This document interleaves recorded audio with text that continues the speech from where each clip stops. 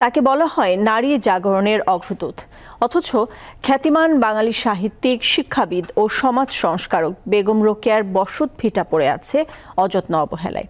তার নামে রংপুরে বিশ্ববিদ্যালয় থাকলেও সেখানে রোকেয়ার সম্পর্কে নেই আলাদা পাঠদান। এ অবস্থায় বছর ঘুরে আবারও এসেছে রোকেয়া দিবস। নারী জাগরণের অগ্রদূত ছিলেন বেগম রোকেয়া সাখাওয়াত হোসেন। জন্মেছিলেন রংপুরের মিঠাপুকুর উপজেলার পায়রা বন্দরে। বর্তমানে অযত্ন অবহেলায় পড়ে আছে রোকেয়া স্মৃতি ও বসত ভিটা। সেই সাথে বন্ধ রয়েছে রোকেয়া স্মৃতি কেন্দ্রের কার্যক্রম। এ নিয়ে ক্ষোভ প্রকাশ করেছেন সচেতন মহল। 9, 10, 11 এই বেগম রোকেয়া দিবসটা আসলেই শুধু মনে হয় যে এটা বেগম রোকেয়ার বাড়ি বা এখানে বেগম রোকেয়া ছিল। যখন আসি তখন এখানে অপরিষ্কার থাকে। ওনারা বলে যে না, আমাদের লাইব্রেরিতে কাজ হচ্ছে। সারা বছরই যদি কাজ থাকে তাহলে আমরা লাইব্রেরিতে পড়বো কখন? এখানে যে হাসপাতালটা আছে এখানে তেমন কোনো চিকিৎসা পায় না ভালো, এখানে ভালো ডাক্তারেরাও নাই।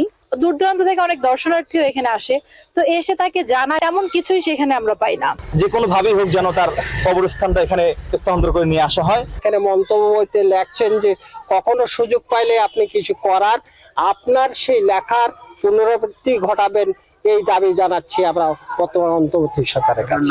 প্রতি বছর 9 ডিসেম্বর বেগম রোকেয়া দিবস পালন করা নিয়ে জেলা ও উপজেলা প্রশাসনের কর্মকর্তাদের শুরু হয় দৌড়ঝাঁপ। রোকেয়ার পৈতৃক ভিটায় অস্থায়ী স্মৃতিসৌধ করে পুষ্পস্তবক অর্পণ করা হয়। দিবস এলেই রোকেয়া স্মৃতিকেন্দ্রের মাঠে পিতলের তৈরি রোকেয়ার ভাস্কর্য ও ভবনের ধোয়া মোছা এবং রং করা হয়।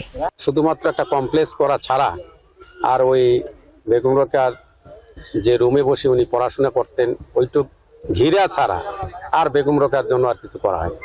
আমরা চাই যে এই সকল বিষয়গুলো আমরা দৃষ্টিগোচরে নিয়ে আসবো, যেটা এলাকাবাসীর যে দাবি বেগম রোকেয়ার দেহ বিশেষ যেটা বর্তমানে ভারতে আছে সেখান থেকে বাংলাদেশে নিয়ে আসার যে ব্যবস্থাটা, এটা উচ্চ পর্যায়ের একটা সিদ্ধান্তের ব্যাপার। তো এই বিষয়টাও আমরা সরকারের দৃষ্টি আকর্ষণ করব। শুধু মৌখিক প্রতিশ্রুতি নয়, বেগম রোকেয়ার বসত ভিটা এবং স্মৃতিকেন্দ্র পাবে তার সঠিক মর্যাদা, এমনটাই প্রত্যাশা সচেতন নাগরিকদের।